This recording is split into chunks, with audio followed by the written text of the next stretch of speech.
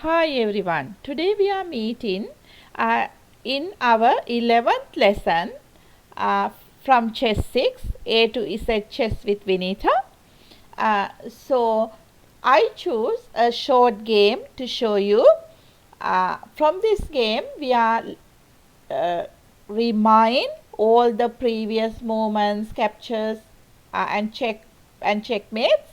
A special thing today we are going to learn a very important concept, especially in chess middle games, that is a pin.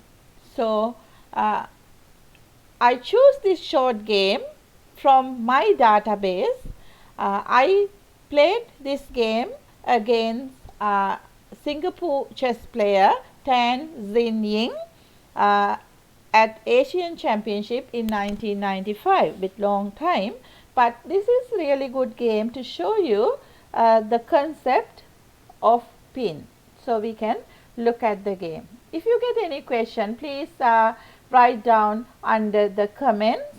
I'll reply to you. So I started this game with d4, normal opening ideas and using golden rules. Last lesson we talk about golden rules. So both players controlling the center. And third white move bishop f4. So first developing minor pieces, knights and bishops. Then only we think about major pieces. So knight b d2, bishop f5, c3 and e6. Now you can see white has a pawn chain and black also has a pawn chain. Each pawn is supporting another pawn. It's a good position. Then e3 and bishop d6. So black is offer an exchange.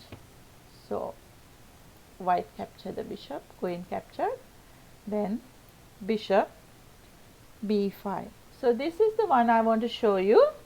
So knight cannot go anywhere. If knight go anywhere, try to go, it's an illegal because behind there is a king. So if knight not there, it will be a check. So knight has to stay here. This is look like knight is stuck at the moment because king is standing behind. So we call this kind of situations as a pin. So knight can't do anything because of this attack. Just imagine queen is behind the knight, at least queen standing in d7. Then you can move the knight, but bishop will capture your queen. So there are two kind of pins. Sometimes your middle piece, your piece is stuck, can't go anywhere. But sometimes you can move it, but you will get disadvantage. So remember, this is a pin. We'll see what black done. Black castle. Now there are no pin, but white played queen to e2, giving support to the bishop, a6.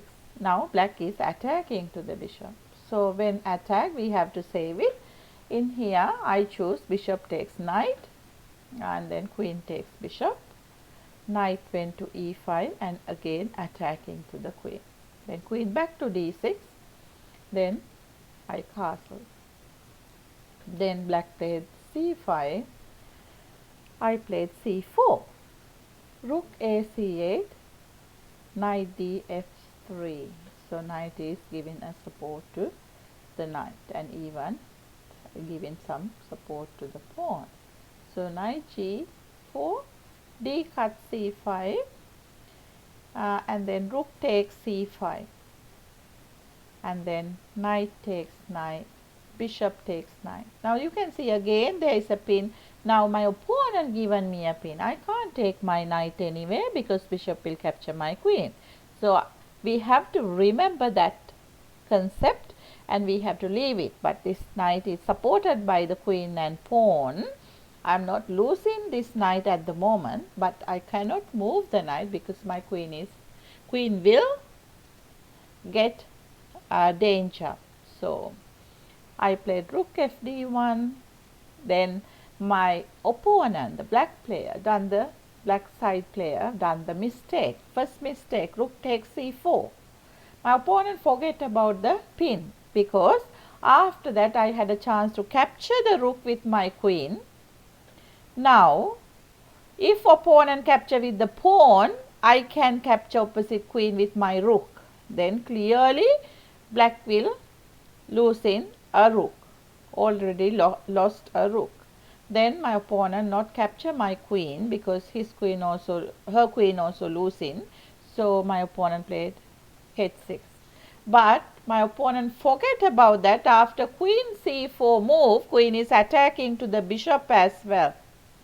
So my opponent play h6. So I got a second extra piece. So remember, in chess it's a mind game. So we have to keep our mind cool and calm and focus. Then only we can play really good game. But you know, the first mistake is acceptable, but again mistakes happening, we can't accept it. So but here in chess, you know, time pressure or losing focus, some mistakes are happening. Now anyway, black lost two pieces, one major piece and one minor piece. So clearly I can win this game. So black played e5, g3, rook e8 and rook d2, then f6 and rook a d1. So now both rooks on same file. It's a really good position because each one is supported. So it's a really good connected pieces. It's good for safety as well. Then queen goes to b4. Actually I had a chance to capture the queen. Queen takes queen. It's a free queen. But I thought I can win this game very quick, and then I played queen to g6 to attacking to the rook. And anyway, there is the open line. I can take my rook and go to the 7th row, and anyway there is a mating attack. So rook moved to e7, then rook went to c2. So you can see here, this is an open file. Rooks are really good at open files. So the plan is rook go to c8 and give a check. If rook cover the check, then rook takes rook. If queen cover the check after, rook takes queen and all the pieces losing, and then after white is winning. But a black player played rook f7, then the other rook came to the support to the c2 rook, and then e4, then rook c8 check. Then rook cover the check, then rook came to c7, that try to checkmate here.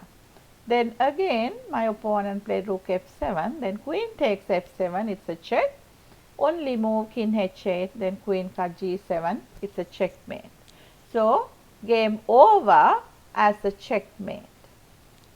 So what we learned today, we saw pin 3 times in this game. Pin with the bishops, pin with a rook. And we saw how players are making mistakes happening and how we can get advantage from that.